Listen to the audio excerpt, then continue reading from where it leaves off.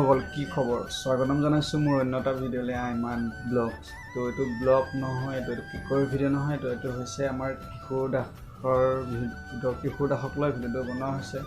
তো আপোনালোক সকলোৱে গম পাইছে যে তেওঁ আজি আমাৰ মাজত নাই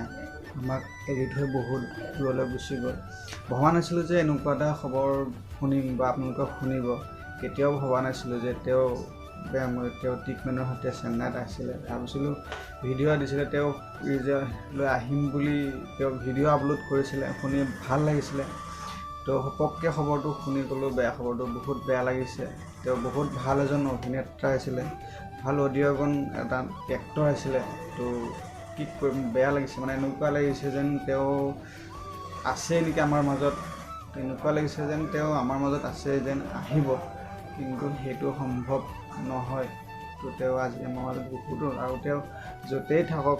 ভালে থাকক সুখে থাকক শান্তিৰে থাকক তো আপোনালোকেও তেওঁলৈ অকণ প্ৰাৰ্থনা কৰক যাতে তেওঁ য'তেই থাকে ভালে থাকে সুখে থাকে শান্তিৰে থাকে